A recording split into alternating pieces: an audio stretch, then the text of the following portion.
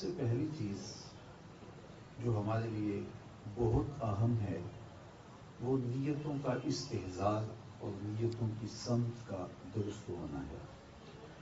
ہمیں اسلام نے اس کی بہت زیادہ تاکید کی ہے۔ نیت کے فرق سے اعمال کی جزا اور سزا مرتب ہوتی ہے۔ چور اور چوکیدار دونوں رات کو جاگتے ہیں، لیکن نیت کے فرق سے ایک ثواب آتا ہے اور ایک جزا کی بجائے وہ سزا کا مستحق ہوتا ہے۔ حضرت امام ابو داود سے امام ابو بکر بن داسا ملے، یہ بہت بڑے محدث ہوئے، تو کہتے ہیں کہ وہ مجھے فرمانے لگے کہ میں نے اللہ کے محبوب علیہ السلام کی 5 لاکھ حدیثیں زبان یاد ہیں۔ پھر ان 5 لاکھ حدیثوں کا میں نے خلاصہ تیار کیا تو میرے پاس 4800 حدیثیں باقی بچی۔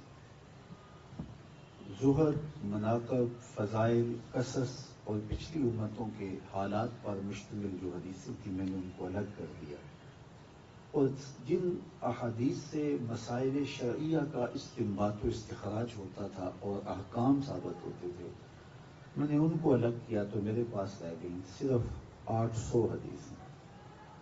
5 لاکھ احادیث کا خلاصہ 4800 حدیثیں اور 4800 احادیث کا خلاصہ 800 حدیثیں۔ کہتے ہیں پھر میں نے ایک ان کا مختصر خلاصہ تیار کیا تو میرے پاس آئیں 4 حدیثیں، اور ان 4 حدیثوں کے بارے میں وہ فرماتے ہیں کہ یہ اساس الاسلام ہے، اسلام کی جڑ ہے، اسلام کی بنیاد ہے۔ ان میں سے ایک حدیث انما الاعمال بالنیات، اعمال کا دار و مدار نیتوں پہ ہے۔ بعض محدثین نے اس کو ثلث دین قرار دیا ہے، دین کا تیسرا حصہ یہ حدیث ہے۔ تو سب سے پہلے ہم جب اپنی نیت کا استحضار اور نیت کے قبلے کی درستگی کی ضمانت اپنے دل کو فراہم کر دیتے ہیں تو پھر ہمارا اٹھنے والا ایک ایک قدم دین، نیکی، رضا الہی کا سبب و ذریعہ بن جاتا ہے۔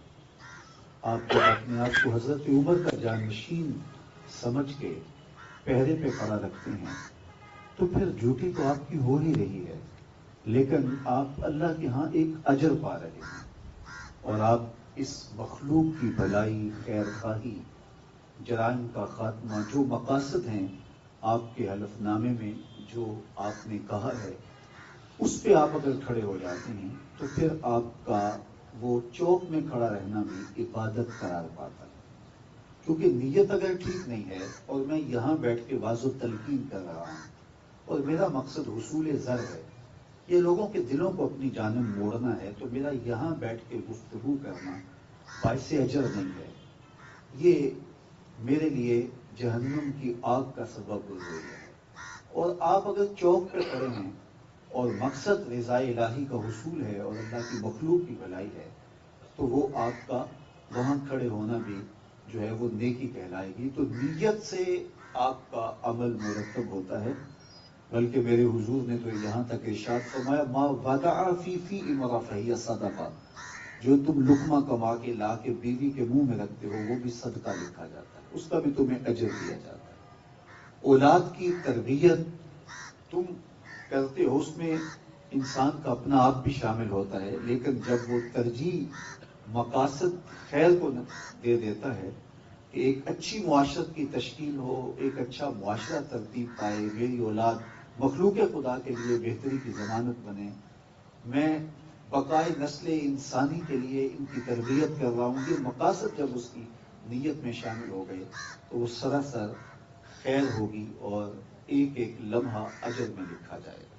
تو آپ لوگ، میں جانتا ہوں کہ ان حالات کے اندر بھی جبکہ ہر سب بم پھٹ رہے تھے تو اپنی جان کو ہتھیلی پہ رکھ کے چوک میں کھڑے ہوتے تھے، مسجدوں کے دروازوں پہ کھڑے ہوتے تھے، دفاتر کے دروازوں پہ کھڑے ہوتے تھے، اور کتنے لوگوں نے شہادتیں پائیں۔ تو یہ ایک مشکل کام تھا، لیکن نیت کے حسن سے وہ مشکل کام اللہ کے ہاں اتنے اجر کا سبب اور ذریعہ بنا۔ لیکن اگر نیت میں فرق آ گیا تو آئیے سنیے، حضرت ابو امامہ الباہلی رضی اللہ تعالی عنہ حضور سے پوچھتے ہیں، ایک شخص اس لیے جہاد کرتا ہے کہ الہ کلمات الحق ہو، اللہ کے دین کا جھنڈا اونچا ہو، لیکن ساتھ یہ بھی کہ چلو میری ناموری بھی ہوگی، میری شہرت بھی ہوگی، تو کیا اس کو اجر ملے گا؟ تو میرے حضور نے فرمایا فلا شیء لہ، اسے کوئی اجر نہیں ملے گا۔ تو یہ سمجھے شاید میں اپنا ما فی الضمیر بیان نہیں کر پایا، تو دوبارہ عرض کی حضور اس کا مقصد اللہ کے دین کے جھنڈے کو اونچا کرنا ہے، لیکن یہ ساتھ بات ہے کہ چلو میری ناموری بھی ہوگی، شہرت کے جھنڈے بھی لگیں گے، تو اگر نہیں فرمایا فلا شیء لہ، اسے کوئی اجر نہیں ملے گا۔ تیسری مرتبہ انہوں نے پھر پوچھا کہ شاید میں سمجھا نہیں پایا، تو پھر عرض کی، تو حضور نے پھر فرمایا فلا شیء لہ، کوئی اجر نہیں ملے گا، اور فرمایا اللہ صرف اسی عمل کو قبول کرتا ہے جو محض اس کی رضا کے لیے کیا جائے۔ شہادت جیسا عمل بھی اگر نیت کا فرق ہو تو برباد ہو گئے۔ قیامت کے دن جس طرح حدیث میں آتا ہے، ایک قاری، ایک سقی اور ایک شہید پیش کیے جائیں گے اور انہیں جہنم کا حکم ہوگا، تو شہید کہے گا میں اپنی جان جیسی متائیں عزیز وار دی، تو فرمایا کہ تو نے جن مقاصد کے لیے واری تھی وہ تجھے مل گئے، لیکن تو نے میری رضا کا مقصود نہیں تھا۔ اسی لیے قاری عالم کو کہا جائے گا تو ناموری کے لیے، شہرت کے لیے، لوگوں میں مقبول ہونے کے لیے یہ سب کچھ کرتا تھا، وہ تجھے مل گیا، نذرانے بھی ملے، تجھے بہت محبتیں بھی ملی، لیکن تیرا مقصود میری رضا نہیں تھا۔ اس طرح سخی کو کہا جائے گا کہ تیری سخاوت کا سبب لوگوں میں ہر دل عزیز ہونا اور لوگوں میں مقبول ہونا، کہ تیری سخاوت کے جھنڈے لگ جائیں۔ وہ کسی زمانے میں ہوتا نا، نیکی کا دریا میں ڈال، اب ہوتا ہے نیکی کا اخبار میں ڈال، اب تو نیکی کا فیس بک پہ ڈال۔ تو کہا کہ اب تیرا جو اجر تھا وہ تجھے دنیا پہ مل گیا، تجھے لائق مل گئے جتنے ملنے تھے، لیکن آخرت میں تیرا کوئی اجر نہیں ہے۔ تو تینوں کو گھسیٹ کے جہنم میں ڈال دیا جائے گا۔ تو سب سے پہلی چیز ہمارے ہاں شریعت اسلامیہ ہمیں جس چیز کی تلقین کرتی ہے وہ نیتوں کا حسن ہے، اور پھر نیتوں کا استحضار ہے۔ یعنی آپ جب کھڑے ہوں تو آپ کی نیت حاضر ہو کہ ہم ایک عظیم مقصد کے لیے کھڑے ہیں۔ دوسری بات، چونکہ جس منصب پہ آپ لوگ ہیں، آپ لوگوں سے توقعات بھی ہیں لوگوں کو، اور آپ لوگوں کے امن کے ضامن بھی ہیں، لیکن جس نازک حالت میں آپ کھڑے ہیں، آپ کے رویے بڑے اثر انداز ہوتے ہیں۔ جب ایک شخص آپ کے پاس آتا ہے، آپ کا اس کے لباس سے، اس کی وضاقتہ سے رویہ تبدیل ہوتا ہے، تو وہاں ہی انصاف کا خون ہونا شروع ہو جاتا ہے۔ اس لیے اپنے رویوں کو اپنے آنے والوں کے لیے جب آپ برابر رکھتے ہیں، تو وہ چاہے پھٹے پرانے کپڑوں میں ہو، چاہے وہ علی نصب لباس میں ہو۔ ویسے تو ایک عربی کا مقولہ ہے الناس باللباس، لوگ لباس سے ہوتے ہیں۔ عمومی طور پہ جو رویے ہیں وہ یہ ہوتا ہے کہ جس طرح کی وضاقتہ ہو لوگ اس حساب سے عزت دیتے ہیں۔ شیخ سعدی فرماتے ہیں، میں ایک مجلس میں گیا تو میرا لباس کچھ پھٹا تھا، حالت پراگندہ سی تھی، تو انہوں نے مجھے بیٹھنے نہ دیا۔ تو میں خیر گھر گیا، لباس تبدیل کیا، کلف لگا، لباس پہنا، سر پہ شبلے والی پگڑی باندھی اور ہاتھ میں لاٹھی پکڑی اور پورے اہتمام سے آیا، تو وہ حضرت آئیے بیٹھیے بیٹھیے، تو میرے سامنے انواع اقسام کے کھانے رکھے۔ تو حضرت شیخ فرماتے ہیں میں لقمہ اٹھاؤں اور ایک جیب میں، اور بوٹی جھاڑوں اور دوسری جیب میں۔ وہ مجھے دیکھنے لگے کہ حضرت یہ آپ کیا کر رہے ہیں؟ کہا صاحب آپ نے انہیں کو کھانا دیا، میں تو پہلے بھی آیا تھا، مجھے تو آپ کھانا نہیں دیا۔ تو عزت کسی کے انسان ہونے کے ناطے سے، نہ کہ اس کی حیثیت۔ فطرت بخاری کے پاس کوئی صاحب آئے تو انہوں نے کہا جناب بیٹھیے، تو اس نے کہا جناب میں اس علاقے کا ایم این اے بھی ہوں، تو انہوں نے کہا 2 کرسیوں پہ بیٹھ جائیے۔ تو لوگ اپنی حیثیت جتلائیں گے آپ کو، لیکن آپ ہر آنے والا آپ کے پاس انصاف کی بھیک مانگنے آیا ہے، امن کی بھیک مانگنے آیا ہے، تو آپ اس کی مدد کر سکیں۔ غریب کے ساتھ آپ زیادہ نرم رویے سے پیش آئیں گے تو اللہ کی اور رضا آپ کو نصیب ہو۔ میرے حضور کا رویہ ان لوگوں کے لیے جن کو کوئی پوچھتا نہیں تھا اتنا خوبصورت تھا کہ ایک خاتون آئی اور وہ مسجد نبوی کے دروازے پہ کھڑے ہو کے حضور کو ہاتھ سے اشارہ کرتی، تو آقا کریم علیہ السلام مصلی سے اٹھ کے اس کی بات سننے کے لیے جاتے ہیں۔ تو اس نے کہا میں نے آپ سے کوئی باتیں کرنی، فرمایا کیجیے۔ اس نے کہا یہاں نہیں کرنی۔ کہاں کرنی؟ مسجد نبوی سے باہر کھلی جگہ تھی، کہا آپ وہاں آ جائیں، میں وہاں آپ سے کوئی باتیں کرنی ہے۔ ادب کی دھوپ، کڑکتا ہوا ماحول اور حضور کا نازک بدن، کار نبوت کی اہم ذمہ داریاں، اور اس عورت کا توازن عقلی بھی کچھ ٹھیک نہیں تھا، اور اس نے جو حضور سے باتیں چھیڑی تو پھر بات چھوڑنے کا نام نہیں لے رہی تھی۔ وہ کیا کسی نے کی ہے نا، کہا ہے کہ اسی شوق میں کی ہیں تجھ سے ہزار باتیں، تیرا حسن تیرے حسن بیاں تک دیکھوں۔ پھر باتیں حضور سے ہو رہی ہوں تو کون مختصر کرے گا؟ اب گھنٹے لگ گئے، حضور سن رہے ہیں کان لگا کے، صحابہ کو بڑا غصہ آ رہا ہے کہ اس عورت کی بے مقصد سی باتیں اور حضور کا قیمتی وقت اور نازک بدن۔ خیر جب خود وہ اپنی باتیں مکمل کر کے جانے لگی تو غالباً حضرت عمر نے کہا حضور اس کا توازن عقلی ٹھیک نہیں ہے، اور لوگ اس کو دیکھ کے راستہ بدل لیتے ہیں، جس سے باتیں چھیڑتی ہے پھر جان نہیں چھوڑتی۔ آپ کا وقت قیمتی اور بدن نازک اور کار نبوت کی اہم ذمہ داریاں، اور اتنی دیر اس نے آپ کو کھڑا کیے رکھا، آپ ایسی ویسی عورتوں کی باتیں کیوں سنتے ہیں؟ اس کی تو کوئی بات نہیں سنتا۔ تو حضور نے فرمایا عمر پورے مدینے میں اس کی کوئی نہیں سنتا، میں بھی نہ سنوں۔ اور اس بڑھیا کو آواز دے کے کہا بڑھیا جب ٹکڑے زیادہ ہو جائیں جہاں مرضی کھڑا کر کے محمد کو اپنی باتیں سنا لے گا۔ تو رویوں کی خوبصورتی آدھا دکھ ختم کر دیتی ہے، اور ہم تو یہ پولیس کا امتیازی نشان سمجھتے ہیں کہ مجرم سے ہماری نفرت نہیں ہے، ہماری نفرت جرم سے ہے۔ تو مجرم کی اصلاح کی آخری حد تک کوشش اور اس کے ساتھ ہمدردی کا ایک جذبہ اس اعتبار سے کہ اس کبھی جرم سے بچ جائے۔ اللہ کے محبوب علیہ السلام کے پاس جب ماعز ابن مالک آئے تو اس نے بہت بڑا جرم کیا تھا، تو حضور علیہ السلام نے انہیں 2-3 مرتبہ ٹالا، لیکن وہ بار بار خود اقرار کر رہے تھے۔ تو حضور نے فرمایا ٹھیک ہے ان کو لے جاؤ اور سنسار کر دو۔ اور جب ان کو سنسار کیا جا رہا تھا تو حضور علیہ السلام مسجد نبوی میں کبھی کھڑے ہو جاتے کبھی بیٹھ جاتے، تو کسی نے کہا حضور خود ہی تو آپ نے حکم دیا ہے اور خود ہی رو رہے ہیں، چشمان اقدس میں آنسو ہیں۔ تو میرے حضور نے فرمایا وہ میرا عدل ہے، یہ میری محبت ہے۔ مبتلائے درد ہو کوئی عذر روتی ہے آنکھ، کس قدر ہم درد سارے جسم کی ہوتی ہے آنکھ۔ تو اس وطن کو، اس قوم کو، اس معاشرت کو سنوارنے کے لیے ہمیں ایک شفیق باپ کی طرح بننا پڑے گا، اور جب ناسور کاٹنا پڑے تو اس وقت ہمیں سختی بھی کرنا ہوگی، تاکہ اس جو ہے وہ ایسے شخص سے جس کا وجود اس قوم کے لیے، اس ملت کے لیے اور اس معاشرت کے لیے ضرر کا، نقصان کا سبب ہے، اس کے ضرر سے لوگوں کو بچایا جا سکے۔ لیکن اس شخص کی طرح جو نشتر مارتا ہے لیکن اس کا مقصد فاسد مادہ جات نکالنا ہے، نہ کہ مریض کے ساتھ ڈاکٹر کو کوئی دشمنی اور کوئی پیر ہوتا ہے۔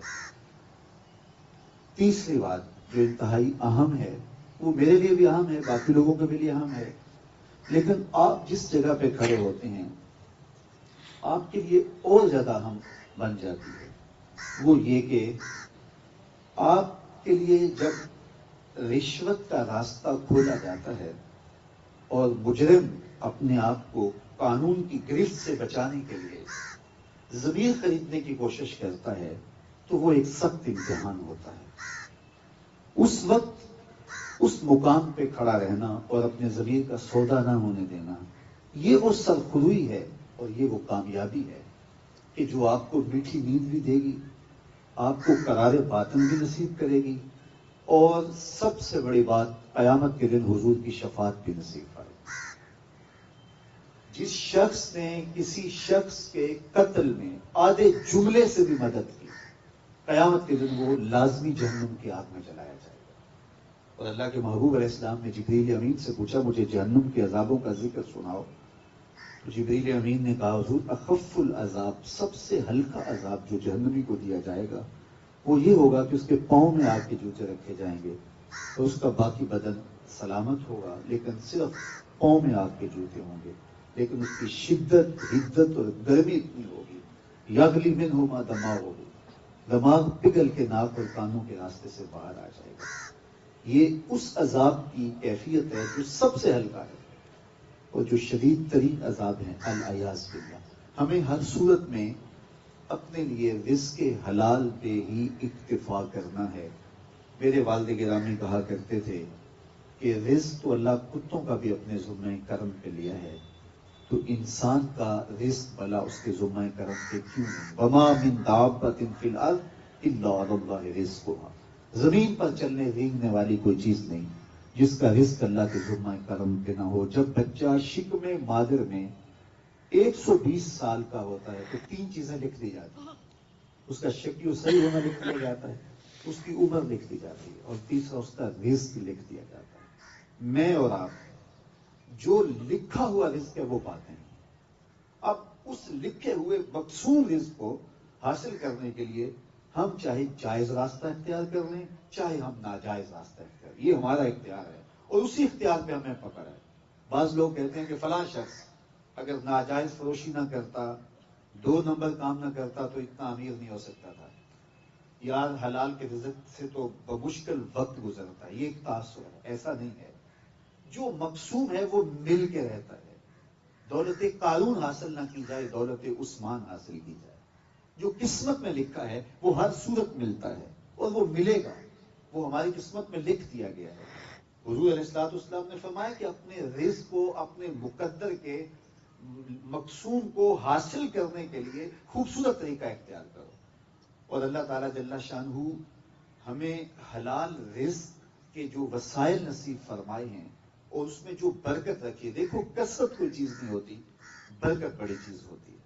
تو عمومی طور پہ آج کی اس دنیا کے اندر چونکہ یہ مسئلہ کسی ایک طبقے کا نہیں ہے، یہ دوڑی لگ گئی ہے، صبح سے شام تک ہر شخص مال و دولت کی دوڑ کے اندر ہر حلال حرام کی تمیز چھوڑے ہوئے ہے، جبکہ ہمارے آقا و مولا نے ہمیں رزق حلال اختیار کرنے کی نہ صرف تلقین کی گئی بلکہ حرام سے بچنے کی اس شدت کے ساتھ تلقین کی کہ اگر کسی شخص کے بطن میں حرام کا لقمہ جاتا ہے تو اس کی جو کم سے کم اس کو سزا ملتی ہے وہ یہ ہے کہ اس کی دعائیں قبول ہو۔ اللہ کے محبوب نے اس شخص کا ذکر کیا کہ جو لمبا سفر کاٹ کے سین حرم میں پہنچتا ہے، یمد و یدیہ، اور ہاتھ لمبے کر کر کے دعا مانگتا ہے، اور کیا کہتا ہے؟ یا رب یا رب، اے میرے اللہ۔ کھڑا کہاں ہے؟ سین حرم میں، کعبۃ اللہ اس کی آنکھوں کے سامنے ہے، ہاتھوں میں پردے ہیں کعبۃ اللہ کے، اور اللہ کو پکار رہے ہیں۔ وَمَطْعَمُهُ حَرَامٌ وَمَشْرَبُهُ حَرَامٌ وَمَلْبَسُهُ حَرَامٌ وَغُذِّيَ بِالْحَرَامِ فَأَنَّىٰ يُسْتَجَابُ لِذَٰلِكَ۔ حضور نے فرمایا اس کا کھانا حرام کا، اس کا پینا حرام کا، اس کا لباس حرام کا، اس کا بدن جس خوراک سے پلا بڑا ہے وہ لقمہ حرام تھا۔ میرے حضور فرمایا بتاؤ اس کی دعا کیسے قبول ہو؟ اب اس سے بڑھ کر آگے تو کوئی مقام نہیں ہے کہ وہ کعبۃ اللہ میں کھڑا ہے، مطاف میں کھڑا ہے، سین حرم میں کھڑا ہے، اور کعبۃ اللہ نگاہوں کے سامنے ہے، اور وہ یا رب یا رب، بلکہ فرمایا اشس اغبر، سفر کی تھکان نے اس کو توڑ دیا ہے، اور ایسی حالت کے ترس آئے کہ اس کا غبار آلود چہرہ ہے، اس کا لباس پھٹا ہے، بالوں میں گرد جمی ہوئی ہے، ایسی حالت پہ اللہ کو بندوں پہ رحم آتا ہے، اور وہ کھڑا سین حرم میں، لیکن فرمایا فَأَنَّ يُسْتَجَابُ لِذَٰلِكَ، مجھے بتاؤ حضور فرمایا مجھے بتاؤ نا اس کی دعا کیسے قبول ہو۔ بلکہ علماء نے لکھا ہے اس ضمن میں کہ اگر میرا رزق پاک نہیں ہے، آپ کا رزق پاک نہیں ہے، تو میری اور آپ کی دعا تو قبول نہیں ہوگی، نیک لوگوں کی دعاؤں سے بھی حصہ نکال دیا جائے گا۔ اللہ کے نیک بندے تو ساری امت کے لیے دعا مانگتے ہیں، اللہ پوری امت کی خیر فرمائے، لیکن نیک لوگوں کی دعاؤں کا جو ہمارے لیے بطور امت حصہ بنتا ہے وہ نکال دیا جاتا ہے اگر ہمارے رزق کے اندر پاکیزگی نہیں ہے، ہمارے رزق کے اندر، ہمارے تومہ کے اندر حلت نہیں ہے۔ تو یہ ایک اہم چیز ہے جس کا ہمیں ہر صورت کے اندر اہتمام کرنا ہوگا تاکہ ہماری نسل بھی پاکیزہ ہو اور ان کی آخرت بھی بہتر ہو، چونکہ رزق حلال سے پلا ہوا جسم اور رزق حرام سے پلا ہوا جسم دونوں میں فرق ہے، اور اللہ تعالیٰ جل شانہ نے ہمیں حلال رزق کمانے کی نہ صرف تلقین کی ہے، حرام سے بچنے کی سخت تاکید کی۔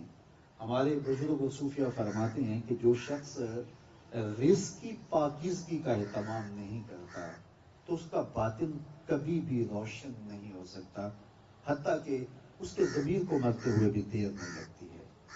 تو مجھے بھی، آپ کو بھی، اور پوری قوم کو ہمیں پاکیزہ رزق کو اختیار کرنے کے لیے تب وہ دو تردد کوشش اور محنت کرنی چاہیے، اور اللہ کی طرف سے دیے گئے تھوڑے رزق پر توکل سیکھنا چاہیے۔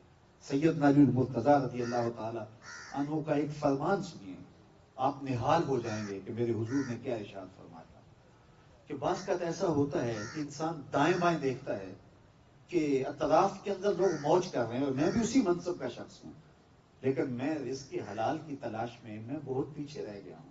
تو سنیے اس کا کتنا بڑا وعدہ میرے حضور نے دیا، جو اللہ کے دیے گئے تھوڑے رزق پہ راضی ہو گیا، اللہ قیامت کے دن اس کے تھوڑے عملوں پہ راضی ہو جائے گا۔ جو اللہ کے دیے گئے تھوڑے رزق پہ راضی ہو گیا، اللہ قیامت کے دن اس کے تھوڑے عملوں پہ راضی ہو گیا۔ اس کا معکوس کیا ہے؟ اس کا معکوس یہ ہے کہ جو اللہ کے دیے گئے زیادہ رزق پہ بھی راضی نہ ہوا، تو پھر اللہ تعالیٰ قیامت کے دن اس کے عملوں پہ راضی کیسے ہوگا؟ تو ہمیں اپنی زندگی میں اس چیز کا التزام کرنا چاہیے، اس چیز کا اہتمام، تھوڑا سا اپنے آپ کو کھڑا کرنا پڑتا ہے، اللہ مدد فرماتا ہے، اللہ نصرت فرماتا ہے۔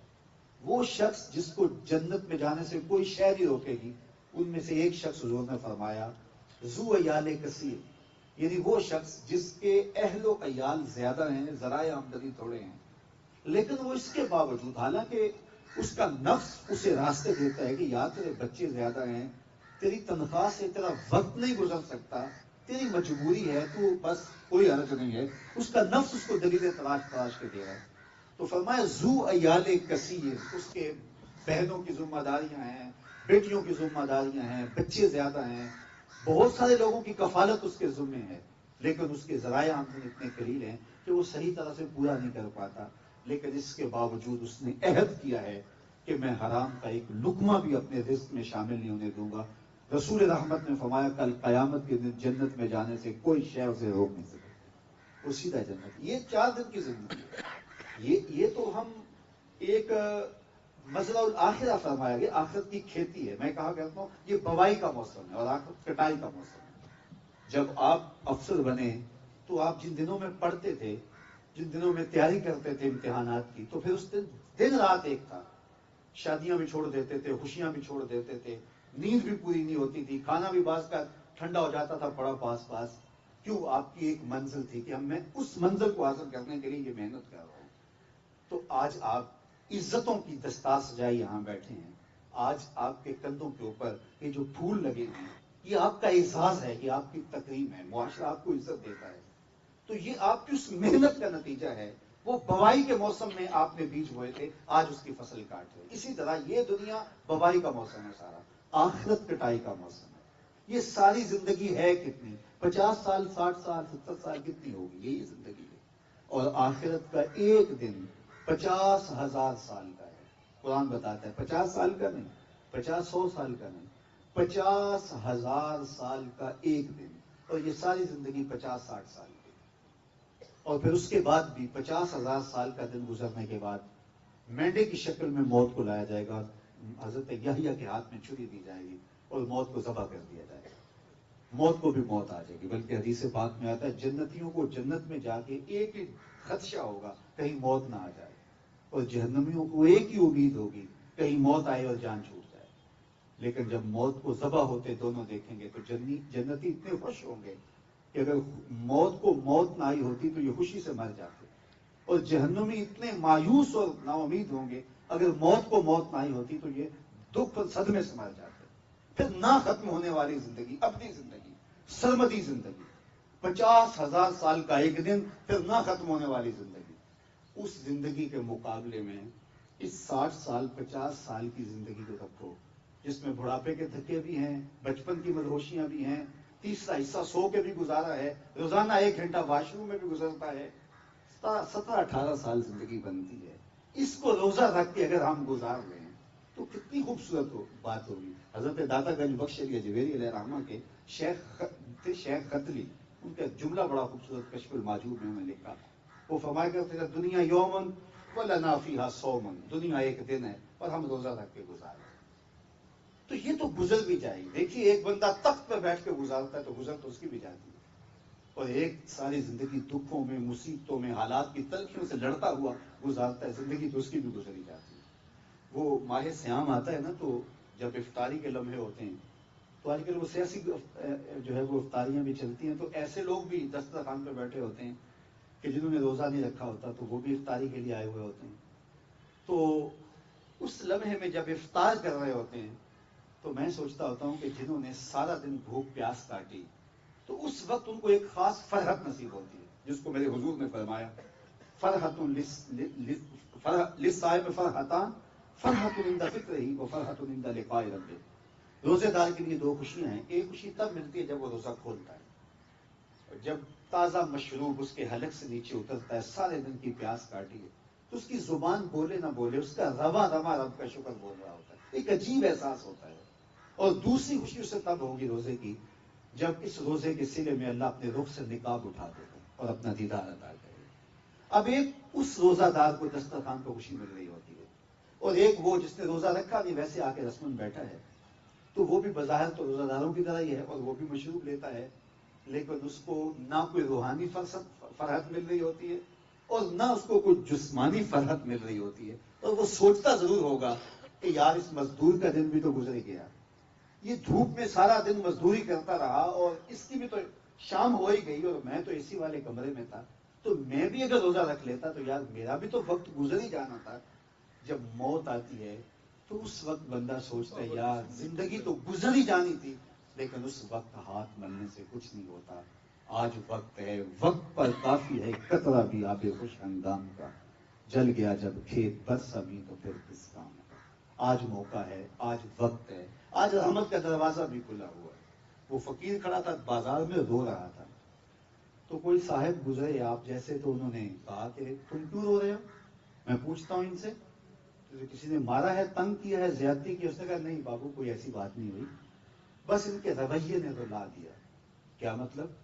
کہا بس میں گزر رہا تھا، ان کو دنیا میں کھوئے ہوئے دیکھا، دل میں ترس جاگا، تو میرا خیال آیا کہ ان بندوں کے رب کی صلح نہ کروا دوں. تو پھر کیا ہوا؟ کہا میں نے اس سے بات کی، آواز آئی ایک آنسو سے سارے گناہ مٹا دوں گا. بڑا خوش ہوا، میں نے ان سے بات کی، لیکن یہ آگے کہنے لگے جا کام کر، تجھے کیا پتا دنیا کی لذتیں کیا ہوتی. تو میرا تو خیال تھا کہ رب اور بندوں کی صلح کروا دوں، وہ تو مان گیا، یہی نہیں مانے. تو مجھے ان کے رویے پہ دکھ ہوا اور میں نے رونا شروع کر دیا. خیر وقت گزر گیا.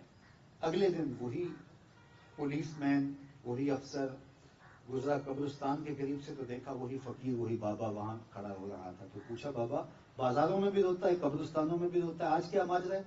کہا میری کہانی کل والی ہے. کہا کیا مطلب؟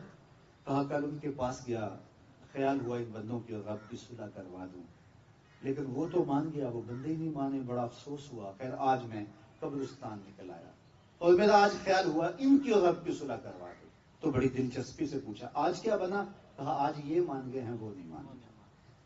تو آج راوی، آج وہ کہتے ہیں نا کہ آج کھلے راوی نہیں، اور آج ایسے نوکڑے ٹوکتے نہیں. تو آج موقع ہے، آج میرے لیے بھی آپ کے لیے بھی فرصت ہے. مجھے ضرور ہماری زندگی میں بہت ساری کوتاہیاں ہوں گی، اور ہم نے یہ فرض عمل لے کے سب نے اللہ کے حضور پیش ہونا ہے. ایک ایک عمل ثم لتسألن یومئذ عن النعیم، اس دن ایک ایک چیز کا ہم سے سوال کیا جانا ہے. بندہ، اللہ تعالیٰ بندے کو اپنے سامنے سے ہٹنے نہیں دے گا جب تک 4 سوال نہیں کر لے گا. ان میں سے ایک سوال یہ ہوگا کہ رزق کمایا کہاں اور اس کو خرچ کہاں کیا. تو یہ میں نے بھی اس کے حضور پیش ہونا ہے. حضرت سری سکتی رضی اللہ تعالیٰ عنہ فرمایا کرتے تھے میں تو اس بات سے ڈرتا ہوں، حساب تو بعد کی بات ہے، میں تو اس بات سے ڈرتا ہوں اپنے رب کا سامنا کیسے کروں گا. اور اقبال علیہ رحمہ فرمایا کرتے تھے کہ میں تو اس بات سے ڈرتا ہوں کہ رسول اللہ کا سامنا کیسے کروں.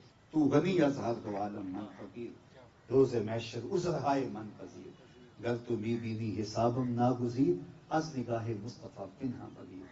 اے اللہ میں قیامت کے دن تیرے محبوب کا سامنا کیسے کروں گا. تو ہم ایک بہت بڑی عدالت میں پیش ہونے والے ہیں.